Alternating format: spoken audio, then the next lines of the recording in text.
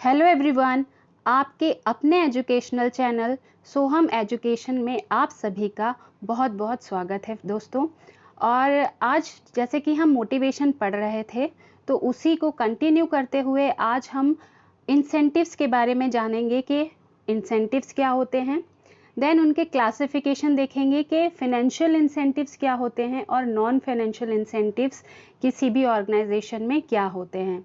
So without any delay let's get started.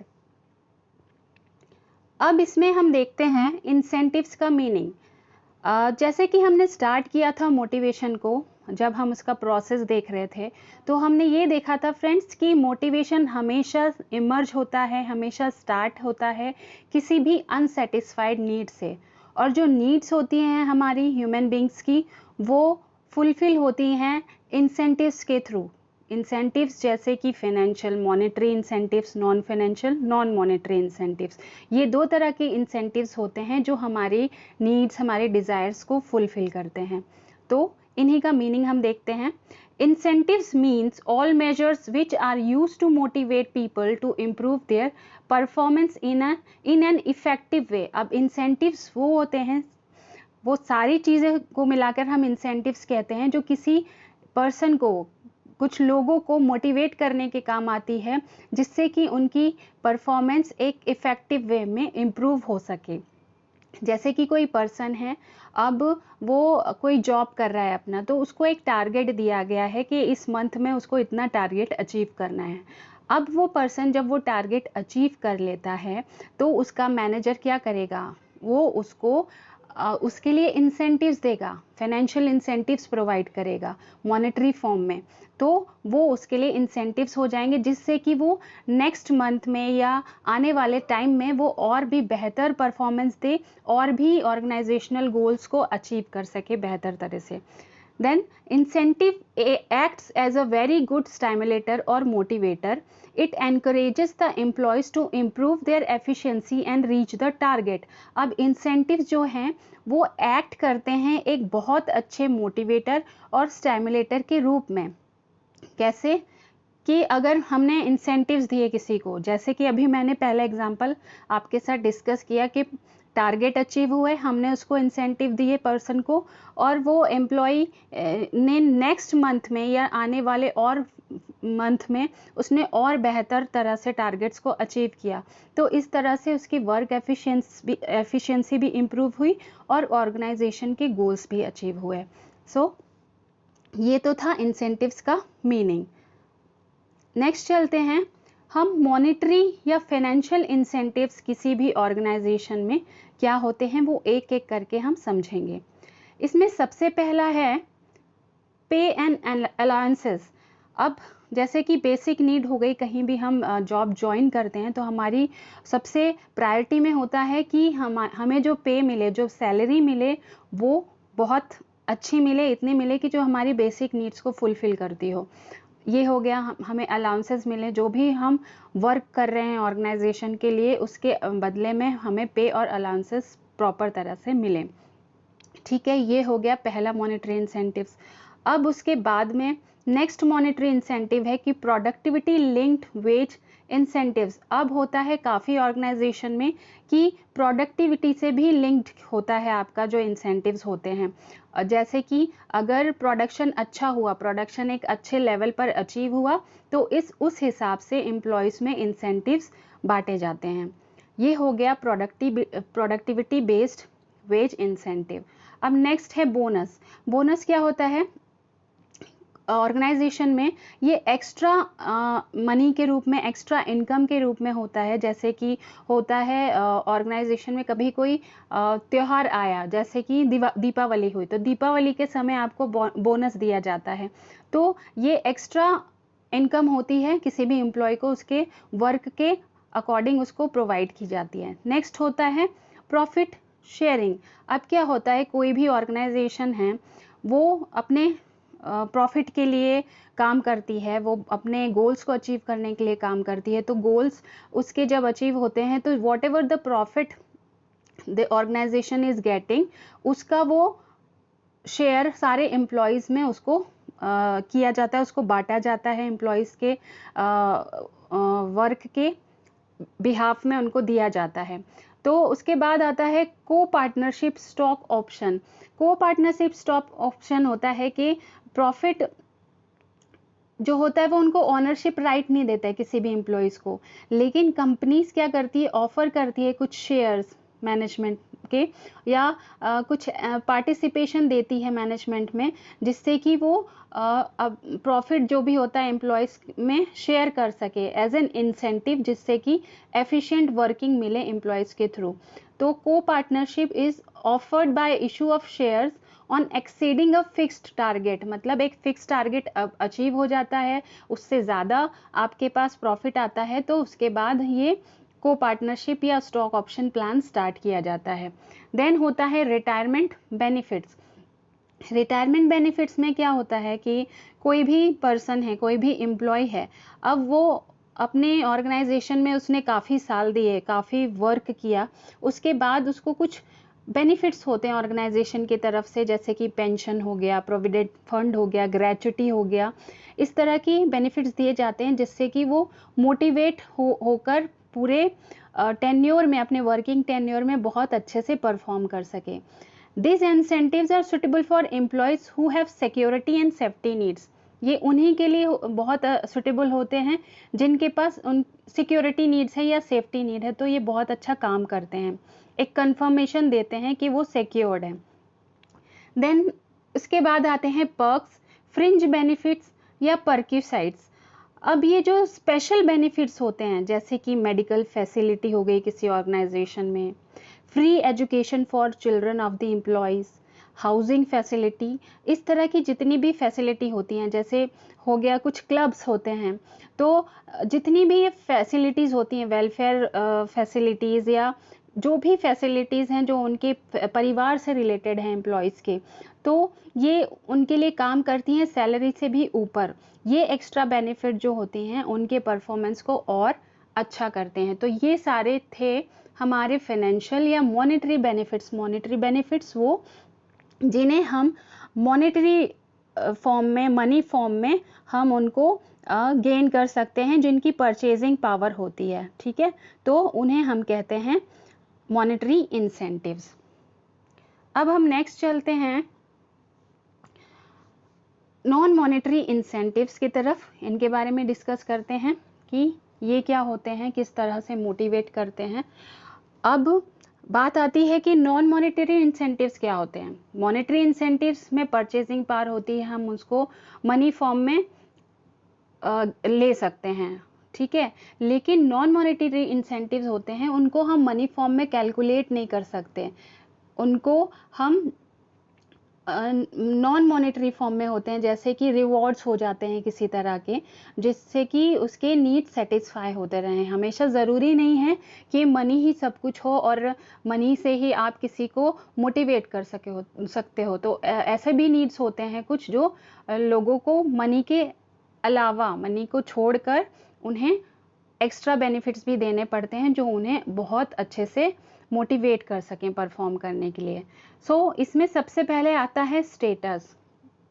अब ये refer करता है स्टेटस किसी भी तरह के रैंक को, अथॉरिटी को, रिस्पॉन्सिबिलिटी को, रिकॉग्निशन को या प्रेस्टीज जो भी जॉब से रिलेटेड है।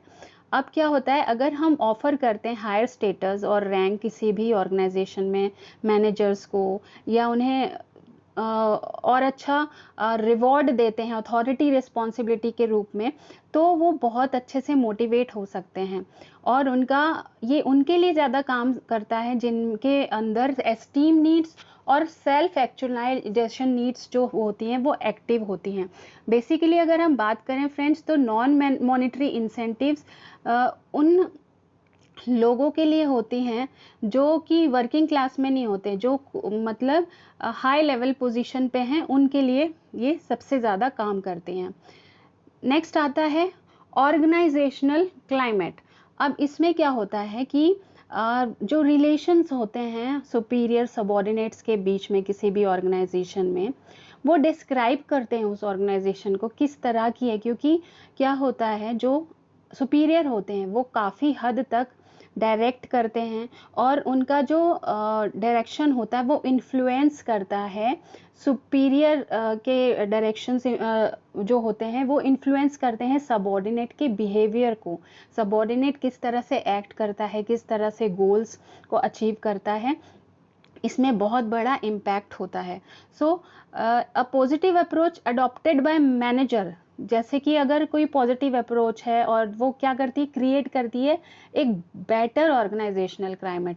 और अगर नेगेटिव अप्रोच अप्लाई करता है कोई मैनेजर तो वो स्पॉइल करती है उस ऑर्गेनाइजेशन के क्लाइमेट को। तो अगर हेल्दी ऑर्गेनाइजेशनल क्लाइमेट चाहिए तो उसके लिए पॉजिटिव अप्रोच रखना पड़ेगा मैनेजर्स को अपने एम्प्लॉयज़ के लिए। नेक्स्ट आते हैं हम करियर एडवांसमेंट। करियर एडवांसमेंट में ये होता है कि जो मैनेजर्स होते हैं वो प्रमोशनल अपॉर्चुनिटीज़ देते हैं एम्प्लॉयज़ को।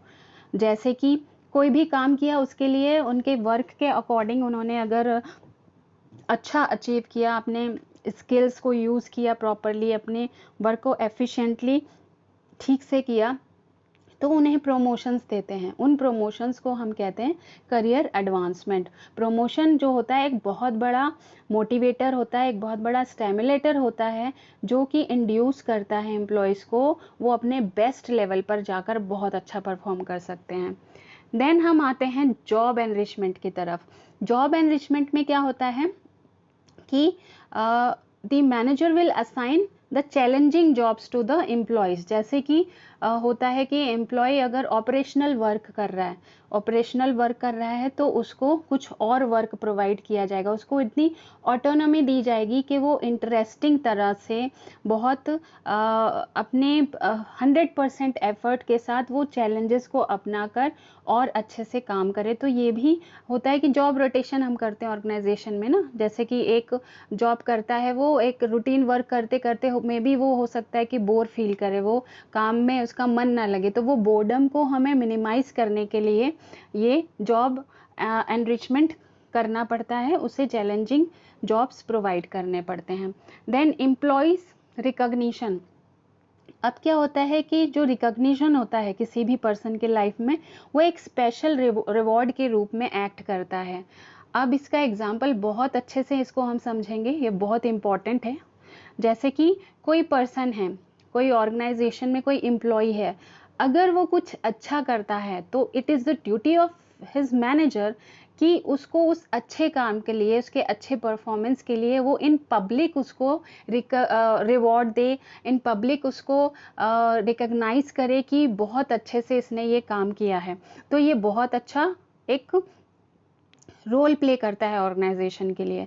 अगर मान लीजिए उसी पर्सन ने, उससे कोई गलती हो गई, उसके काम में कोई मिस्टेक हो गई, तो उसके लिए ये टेक्निक नहीं काम करेगी, उसको पब्लिकली हम स्कोल्ड नहीं करेंगे, उसको मैनेजर की ये ड्यूटी बनती है कि वो अपने कैबिन में बुलाए, उसको उसकी गलती बताए और उसको समझाए कि आगे से ऐसा ना हो। तो इस तरह से होता है, हम सेम तरह से सेम टेक्निक नहीं यूज़ कर सकते। अगर हमें कैरेट एंड स्टिक की अगर बात करते हैं थ्योरी की, तो होता है कि अगर हम किसी को कैरेट या कुछ अच्छा कर रहे हैं, किसी को अच्छी चीज़ दे रहे हैं, तो वो इन पब्लिक हमें उसको करना पड़ेगा ताकि उसको बहुत सेटिस्फेक्शन मिले, वो आगे जाके और इम्प्रूव करे अपने आप को।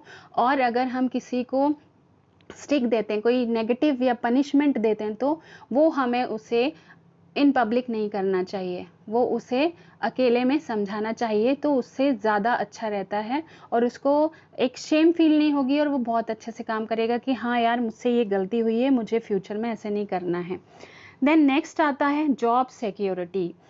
फर्स्ट एंड फॉरमोस्ट थिंग, कोई भी पर्सन जॉब करता है तो उसके लिए सबसे बड़ा जो चिंता की बात होती है कि उसकी जॉब सिक्योर्ड रहे, एक कंफर्मेशन रहे, एक ऐसा रहे कि जितना टाइम वो जॉब करे, जब तक वो जॉब करे, उसकी जॉब में कोई खतरा ना हो किसी तरह का, परमानेंट और कंफर्मेशन लेटर उसे मिले, इस तरह से सिक्योर्ड रहे उसका जॉब, किसी भी तरह का नेगेटिव इम्पैक्ट ना हो उसके जॉब पर।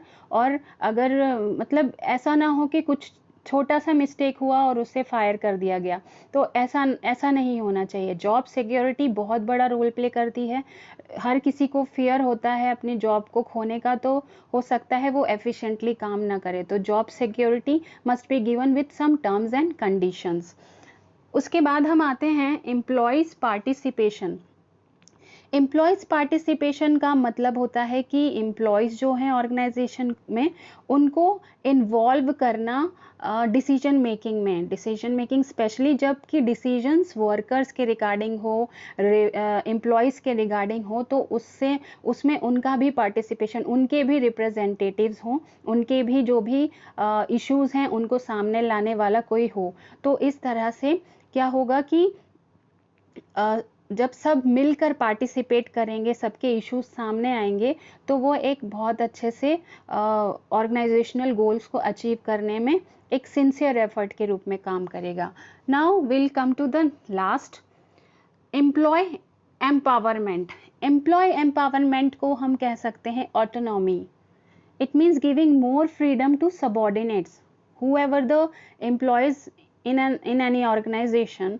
तो उनको क्या करना है कि एम्पावरमेंट देना, जिससे कि उनके अंदर एक तरह का स्किल, एक तरह का कॉन्फिडेंस डेवलप हो उनके अंदर, कि वो पॉजिटिव स्किल के साथ प्रूव कर सकें अपने परफॉर्मेंस को, और फ्रीडम के साथ अपने काम को बहुत अच्छे से मन लगाकर कर सकें। अब होता है कि हर बार अगर हम टोकेंगे, हर बार हम उसके काम में दखल अंदाजी करेंगे किसी भी पर्सन के ऑर्गेनाइजेशन में, तो वो हो सकता है कि वो अपना 100% ना दे पाए, वो फुल कॉन्फिडेंस के साथ काम ना कर पाए। तो ये भी हमें देखना होगा कि जब डायरेक्शन करना है, जब उसको क्या सुपरवाइज करना है, तो वो टाइम अलग होगा, लेकिन हर टाइम हम उसको बीच में इंटरफेयर नहीं कर सकते उसके काम में। तो इसका भी ध्यान रखना पड़ेगा, क्योंकि ये एक नॉन मॉनेटरी इंसेंटिव है और ये भी बहुत ज़रूरी होता है। सो आई होप फ्रेंड्स कि आपको इंसेंटिव्स का meaning, monetary incentives and non monetary incentives बहुत अच्छे से समझ में आ गए होंगे। सो इसी के साथ हम अपना ये लेक्चर फिनिश करते हैं। मिलते हैं नेक्स्ट वीडियो में, तब तक के लिए गुड बाय।